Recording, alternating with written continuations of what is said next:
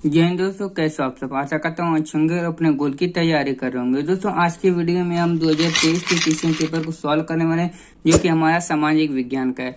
दोस्तों जब आप अपने पहले क्वेश्चन पेपर को तैयार कर लेते हैं, यानी अपने प्रीवियस क्वेश्चन को तैयार कर लेते हैं, तो आप उसके अकॉर्डिंग अपनी पढ़ाई करते हैं, जिससे आपको यह क्या एक आपको अनुभव लग जाता है कि आप कौन सा टॉपिक आपके जो चैप्टर्स में इम्पोर्टेंट है, कौन सा टॉपिक आपके लिए इम्पोर्टेंट नहीं है, तो उसके अकॉर्डिंग आप अपनी पढ़ाई करते हैं। तो दोस्तों जैसा कि आप देख पा रहे हैं, ये हमारा 2023 का क्वेश्चन पेपर है। आज के इस वीडियो में हम इसको सॉल्व करेंगे और देखेंगे कि कौन कौन से टॉपिक इंपॉर्टेंट है जो बार बार अपने बोर्ड एग्जाम में पूछे जाते हैं। दोस्तों जैसा कि आप देख रहे हैं, ये आपका सामाजिक विज्ञान सोशल साइंस का 2023 क्वेश्चन पेपर है। अब इसमें क्या होता है, आपको जो समय होता है, आपकी जो टाइमिंग होती है वह कितनी होती है, 3 घंटे 15 मिनट। ठीक, आपको 3 घंटे 15 मिनट आपको दिए जाते हैं बोर्ड एग्जाम में, जिसमें आप देख पा रहे होंगे कि हमारा पूर्णांक जो है कितना है, 70 है। ठीक, इसमें आपको 30% तो आपको स्कूल से मिलता है और जो आपके पूर्णांक होते हैं 70 होते हैं। ठीक, अब इसमें जो रूल है, कुछ निर्देश दिए होते हैं कि आपको बोर्ड एग्जाम में किस प्रकार आपको परीक्षा देनी है। अब देखिए, पहला जो निर्देश है वह क्या दिया है, प्रारंभ के 15 मिनट पर शिक्षार्थियों को प्रश्न पत्र पढ़ने के लिए निर्धारित है। दोस्तों आपको प्रश्न पत्र पढ़ने के लिए 15 मिनट बोर्ड एग्जाम देता है, यानी कि आपको जो 15 मिनट देता है। दोस्तों कई स्टूडेंट होते हैं जो कि क्या कहते हैं, तुरंत क्वेश्चन पेपर पाए, यदि उनको लग रहा है कि पहला क्वेश्चन आसान है तो क्या करेंगे, वे तुरंत सॉल्व करने लगते हैं। तो आपको ऐसा बिल्कुल भी नहीं करना है। आपको जो 15 मिनट है, भले आपको एक क्वेश्चन आ रहा है, लेकिन आप 15 मिनट उसको क्वेश्चन पेपर को पूरा पढ़ें। ठीक है, तो दोस्तों इसमें आपको 15 मिनट आपको पूरा क्वेश्चन पेपर पढ़ना है। और दूसरा रूल क्या है, सभी प्रश्न करना अनिवार्य है। आपको सभी प्रश्न करना, यदि आप आ रहा है तो आप उसको सभी प्रश्न को करना अनिवार्य है। तीसरा क्या है, यह प्रश्न पत्र 2 खंड ए और ब में विभाजित है। यह जो प्रश्न पत्र है 2 खंड में विभाजित है। जैसा कि आप देख पा रहे हैं, यह खंड ए है जिसमें कुछ बहुविकल्पी प्रश्न है, और खंड ब है जिसमें वस्तुनिष्ठ प्रश्न है। अब देखिए क्या कह रहा है इसमें, खंड ए में 20 अंक के बहुविकल्पी प्रश्न यानी ऑब्जेक्टिव क्वेश्चन है। इनका उत्तर OMR शीट पर देना। आपको बोर्ड एग्जाम में एक OMR शीट दी गई रहेगी, जिसमें आपको जो 20 ऑब्जेक्टिव क्वेश्चन है, ये आप को खंड ए बहुविकल्पी प्रश्न में दिए गए हैं, तो आपको 20 जो ऑब्जेक्टिव क्वेश्चन होंगे वो आपको OMR शीट दिया जाएगा, जिसमें आपको भरना होगा। और क्या कह रहा है, OMR शीट पर उत्तर अंकित किए जाने के पश्चात, मतलब आप यदि उसका उत्तर मान लीजिए पहले का ए है, तो उसमें गोला भरने के बाद उसे काटे नहीं तथा इरेजर व व्हाइटनर की आदि का प्रयोग न करें। आपको यदि वह गलत हो गया तो उसको आप काट नहीं सकते। ठीक है, इससे आप क्या होगा, आपका एक अलग क्वेश्चन बन जाएगा। तो आप इससे आपको क्या होगा, बोर्ड एग्जामिनर जो आपको चेक करेगा वो भी आपको यदि इधर उधर गोजे रहेंगे तो आपको नंबर बिल्कुल नहीं देगा। अब देखिए, जो आपका गलत हो गया तो उसको आप इसका कट कर दीजिए।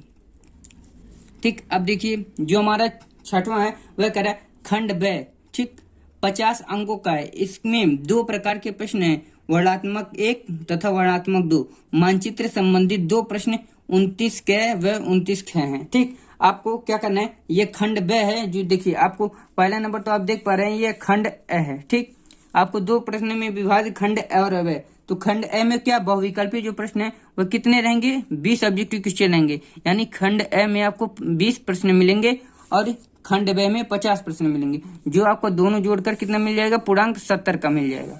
तो दोस्तों और क्या कह रहा है, प्रत्येक प्रश्न के लिए निर्धारित अंक उनके सम्मुख माने होता है सामने अंकित है। आप देख पा रहे होंगे कि आपका जो क्वेश्चन है उसके सामने ही आपका जो नंबर है वो दे दिया गया है। और क्या कह रहा है, दिए गए मानचित्रों को प्रश्न पत्र से फाड़कर आपको एक क्वेश्चन पेपर जो दिया जाएगा उसके साथ ही आपको एक मानचित्र दिया जाएगा। देखिए जैसा कि आप देख पा रहे होंगे, ये इंडिया का मैप है। देखिए ऐसा ही आपको बोर्ड एग्जाम में आपको किसी क्वेश्चन पेपर के साथ आपको मिलेगा। और क्या कह रहा है, उसी मजबूती से उसके यहाँ से मानचित्र को उत्तरी पुस्तिका में मजबूती के साथ संलग्न माने बांध लें। ठीक, आपको जो उत्तर पुस्तिका दी जाएगी उसमें एक रस्सी दी जाएगी, जिसमें आप क्या करेंगे, मानचित्र के जो ऐसा आपको दिया जाएगा उसमें आपको बांध लेना है। अब क्या दिया, दृष्टि बाधित शिक्षार्थियों के लिए मानचित्रकार के स्थान पर अलग अलग प्रश्न के लिए, मतलब जिनको आंख में कोई प्रॉब्लम होती है उनके लिए मानचित्र हटाकर कुछ इंपॉर्टेंट जो क्वेश्चन होते हैं वही दे दिया गया है। तो चलिए दोस्तों अब क्वेश्चन को सॉल्व करते हैं। आपका देखिए खंड आ गया है, इसमें आप क्या करें, फर्स्ट जो क्वेश्चन है उसमें दिया गया है भारतीय राष्ट्रीय कांग्रेस की स्थापना कब हुई। ठीक, भारत में राष्ट्रीय कांग्रेस की स्थापना कब हुई। ऑप्शन ए दिया है 1882, ऑप्शन बी दिया है 1885, ऑप्शन डी दिया है 1887 और तथा डी दिया है 1880। तो दोस्तों जो आपका आंसर होगा, भारत में जब राष्ट्रीय कांग्रेस की अधिवेशन हुआ था वह कब हुआ था? सन 1885 को। तो ये आपका जो क्वेश्चन है इसका आंसर क्या हो जाएगा? 1885, यानी ऑप्शन बी सही हो जाएगा। अब बी दिया है आर्थिक महामंदी का प्रारंभ कब से कब हुआ? तो दोस्तों जो आर्थिक महामंदी थी, जैसे आप कोरोना की यहाँ पर महामंदी आई थी, तो उसमें वहां पर पिछले जो कई सालों से आ रही है, वहां पर क्या होती थी? आर्थिक महामंदी आती थी। अब इसमें क्या होता, उसमें पूछा आर्थिक महामंदी का प्रारंभ कब से हुआ। ठीक, तो ए दिया है 1928, बी दिया 1929, सी दिया 1930, डी दिया 1932। तो दोस्तों इसमें जो आंसर होगा, हमारी जो आर्थिक महामंदी के प्रारंभ कब से हुआ था? 1929 से 1939 तक।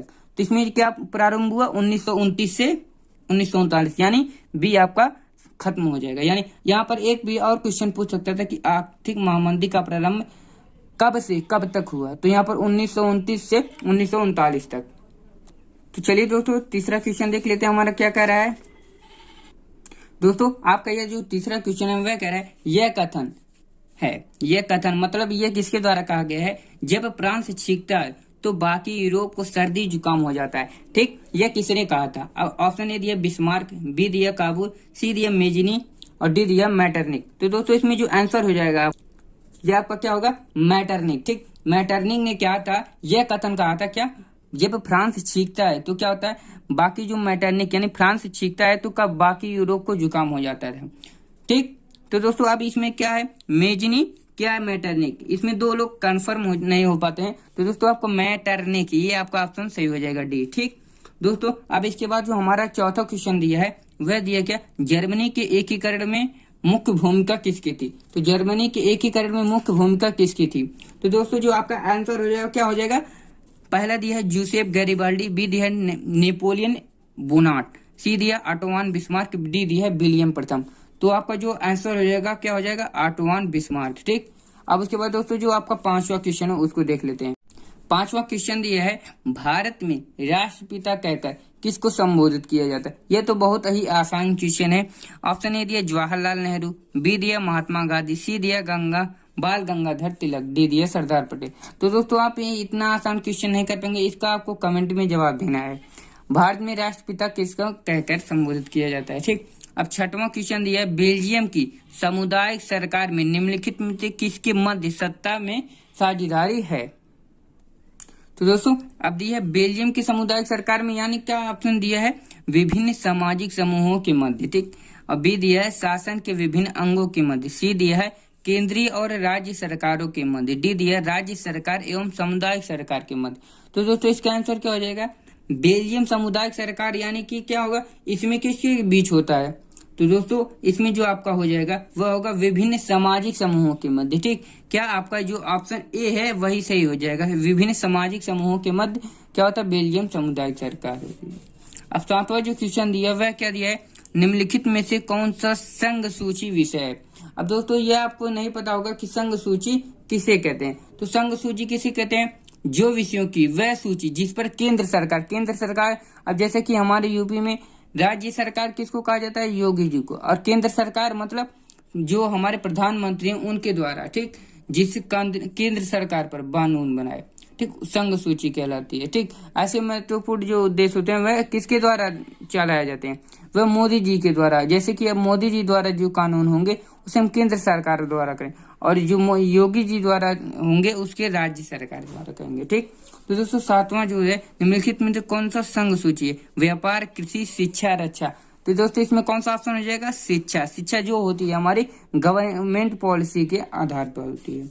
आठवां दिया है भारतीय संघ में कितने राज्य हैं? ठीक, भारतीय संघ क्या है ये भी आपको नहीं, ये तो पता ही होगा दोस्तों। भारतीय संघ आपको नहीं पता है तो भारतीय संघ में कितने राज्य हैं? भारत में मतलब कितने राज्य हैं भारतीय संघ में? ठीक, ऑप्शन ए दिया 26, बी दिया 27, सी दिया 28, डी दिया 29। तो आपका जो ऑप्शन हो जाएगा वह हो जाएगा 28। ठीक, भारतीय संघ में 28 राज्य हैं। और क्या केंद्र राज्य कितने हैं? संघ राज्य 8 हैं। ठीक, अब दोस्तों नौवां जो क्वेश्चन है वह क्या कह रहा है? यदि हम लैंगिक भेदभाव की बात करें तो उसका अर्थ होता है, ये दिया है समाज में स्त्री व एवं पुरुष की असमान भूमिका। बी दिया स्त्री एवं पुरुष के मध्य जैविक भिन्नता। सी दिया बालक एवं बालिकाओं की जनसंख्या असमानता। डी दिया उपयुक्त में से कोई नहीं। तो दोस्तों इसमें क्या होता है, यदि हम लैंगिक भेदभाव की बात करें तो क्या होता है, इसमें क्या होता है, समाज में स्त्री एवं पुरुष की क्या होती है, असमान भूमिका होती है। ठीक, इसमें कोई स्त्री और पुरुष के मध्य क्या होता है, भेदभाव किया जाता है। तो आपका ऑप्शन जो हो जाएगा ये आपका सही हो जाएगा। उसके बाद दोस्तों जो 10वां क्वेश्चन है उसको देख लिया जाए। क्या दिया है, भारत में सबसे अधिक बोली जाने वाली भाषा कौन सी है। ठीक, भारत में सबसे अधिक बोली जाने वाली भाषा कौन सी है। ए दिया पंजाबी, बी दिया कश्मीरी, सी दिया हिंदी, डी दिया उर्दू। तो दोस्तों भारत में सबसे ज्यादा बोली जाने वाली भाषा हमारी क्या है, हिंदी है। ठीक, हमारी राष्ट्रीय भाषा भी हिंदी है। अब दोस्तों जो हमारा 11वां क्वेश्चन है उसको देख लेते हैं। हमारा 11वां क्वेश्चन क्या कहता है। अब देखिए 11वां क्वेश्चन आ गया है। इसमें कह रहा है कि निम्नलिखित में से कौन सा परंपरागत संसाधन है। ऑप्शन ए जो आपका दिया है वह क्या दिया है, पवन ऊर्जा। ऑप्शन बी दिया है सौर ऊर्जा, सी दिया प्राकृतिक है, डी दिया ज्वरीय ऊर्जा। तो दोस्तों इसमें कौन सा हो जाएगा, निम्नलिखित में से कौन सा परंपरागत संसाधन है। तो दोस्तों इसका जो आंसर होगा वह होगा आपका प्राकृतिक गैस हो जाएगा, कोयला हो जाएगा, पेट्रोलियम हो जाएगा। तो इसमें आपका जो दिया है वह प्राकृतिक गैस दिया है, यानी आपका ऑप्शन जो सी होगा वह आपका सही हो जाएगा। अब दोस्तों जो 12वां क्वेश्चन है उसको देख लीजिए। 12 दिया है लैट्रिक मिट्टी निम्नलिखित में से कौन सी किस राज्य में पाई जाती है। ठीक, तो ऑप्शन ए दिया है राजस्थान, बी दिया हिमाचल प्रदेश, सी दिया महाराष्ट्र, डी दिया है उत्तर प्रदेश। दोस्तों अब इसमें जो आपका क्वेश्चन है उसमें लेटराइट मिट्टी की निम्नलिखित में से किस राज्य में पाई जाती है, यानी लेटराइट मिट्टी भारत के किस राज्य में पाई जाती है, ऐसा भी आपको क्वेश्चन पूछ सकता है। तो दोस्तों इसमें जो हो जाएगा आपका ऑप्शन वो हो जाएगा महाराष्ट्र के रत्नगिरी में। ठीक, महाराष्ट्र के रत्नगिरी में आपको पाई जाती है। तो यहाँ पर महाराष्ट्र दिया है तो आप महाराष्ट्र लिख सकते हैं। यहाँ पर यदि आपका रत्नगिरी आ जाता तो भी आपका ऑप्शन सही हो जाता। ठीक, अब 13वां क्वेश्चन देख लेते हैं। क्या दिया है, निम्नलिखित में से कौन सा राज्य तांबा का मुख्य उत्पादक देश है। ऑप्शन ए दिया मध्य प्रदेश, बी दिया उत्तर प्रदेश, सी दिया तमिलनाडु, डी दिया बिहार।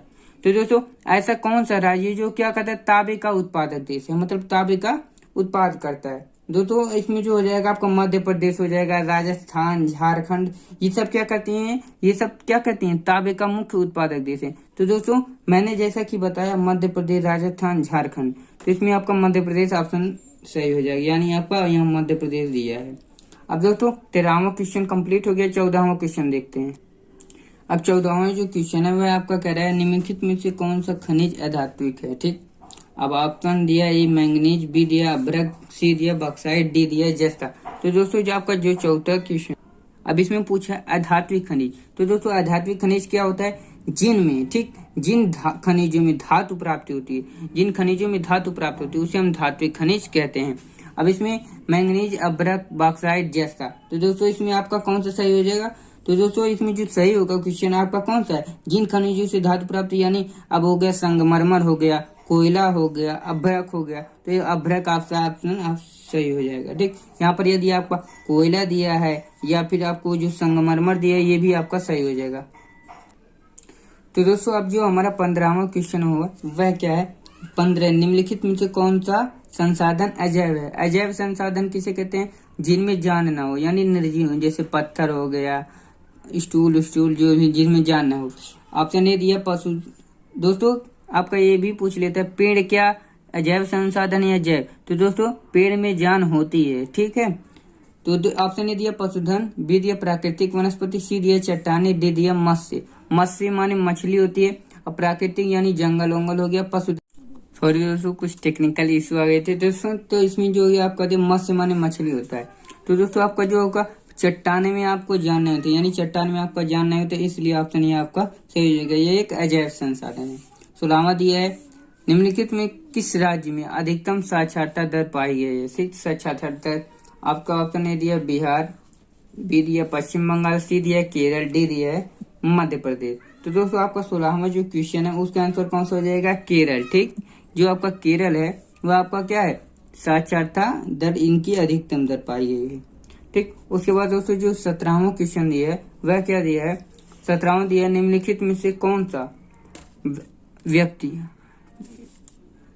17वां दिया है आपका, निम्नलिखित में से कौन सा व्यक्ति अर्थव्यवस्था के प्राथमिक क्षेत्र यानी पहले क्षेत्र से संबंधित है।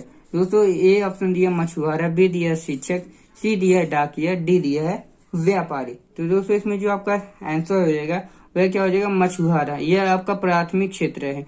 यह क्या करता है, सीधे नदी से प्राप्त करता है। अब देखिए द्वितीय क्षेत्र यह दूसरे को कहीं बेचेगा, वह तृतीय, मतलब ऐसे आपका बढ़ता जाता है। तो आपका ये प्राथमिक क्षेत्र है। ठीक, ये आपका ऑप्शन सही हो जाएगा। 18वां क्वेश्चन जो दिया है वह सूचना का अधिकार अधिनियम कब लागू किया गया। ठीक, अब ऑप्शन ए दिया है 2005, बी दिया है 2010, सी दिया 1999, डी दिया है 2001।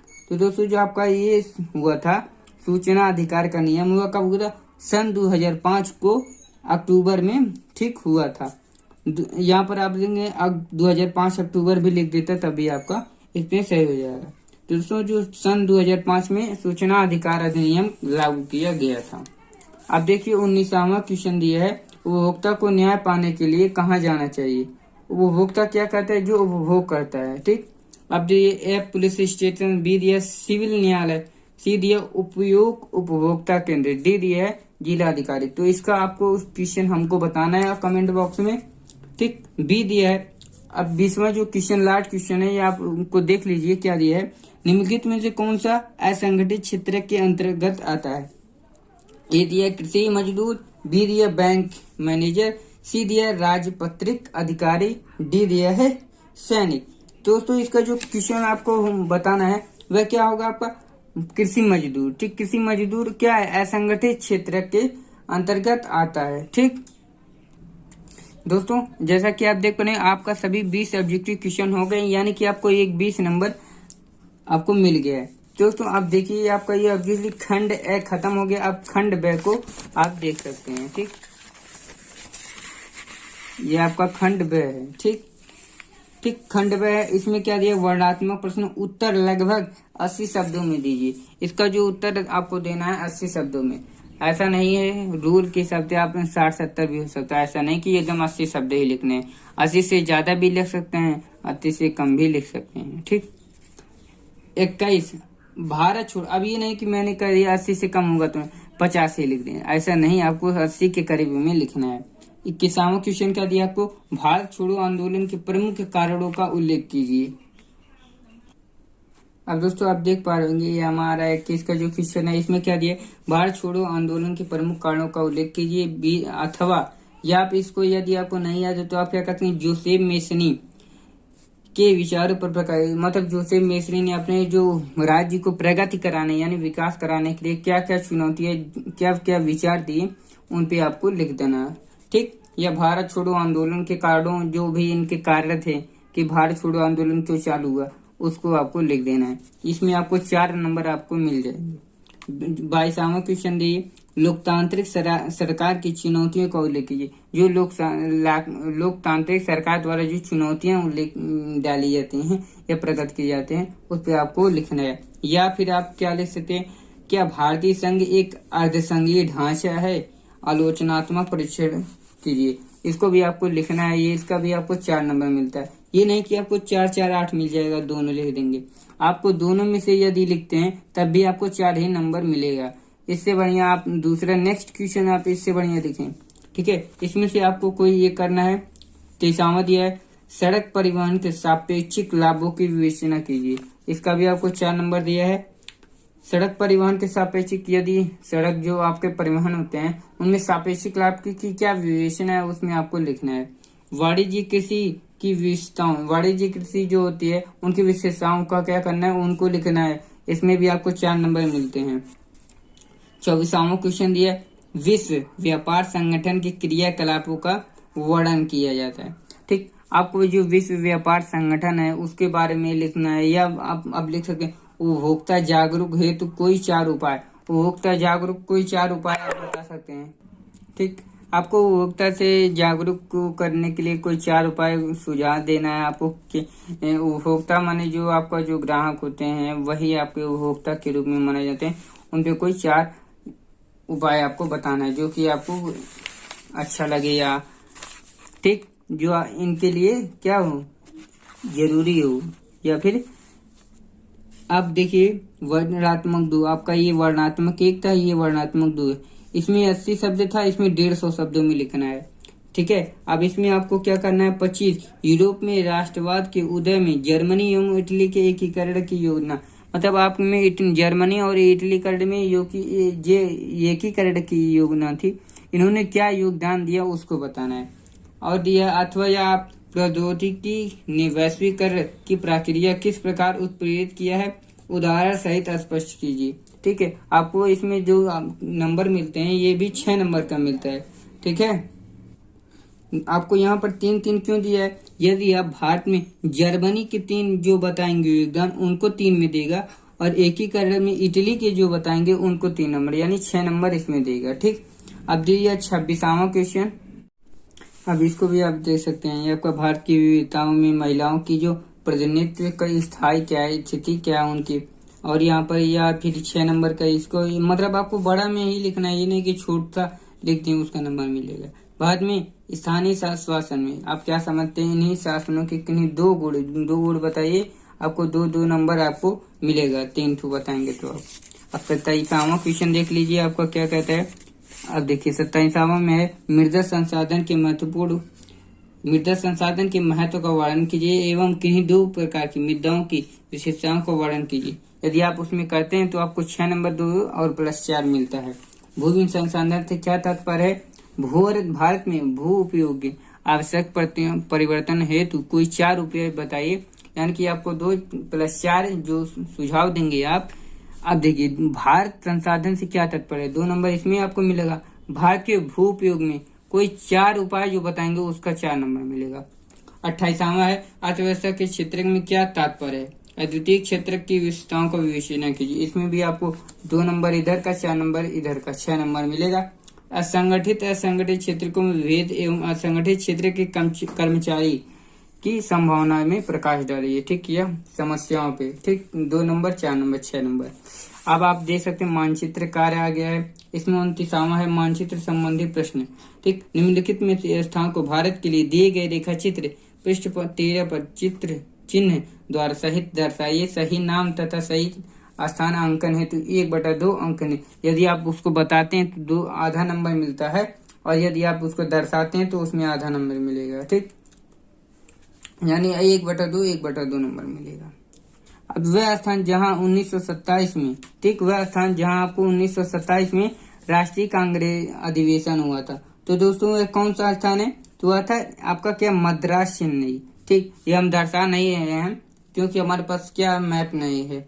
दूसरा है वह स्थान जहां नील की खेती के लिए करने वाले जो किसान थे, तो वो भी आपका बंगाल है, आप जानते होंगे। तीसरा है उत्तर प्रदेश का वह स्थान जहां असहयोग आंदोलन शुरू हुआ था, ये आपका वो कोलकाता है। और ये चौथा वह स्थान जहां भूमि प्रसूति श्रमिकों का सत्याग्रह आंदोलन हुआ था। और 5वां दिए वह स्थान जहां जलियांवाला बाग हत्याकांड हुआ था, ये आप जानते हैं पंजाब अमृतसर है। ठीक, अब देखिए दोस्तों जो 29वां क्वेश्चन आपका क्या कर रहा है। ठीक, ये आपको कितने नंबर का मिलेगा, ये आपको मिलेगा यानी कि आपका जो 1/2 ये आपको मिल जाएगा, इतना 1/2 हर क्वेश्चन पर।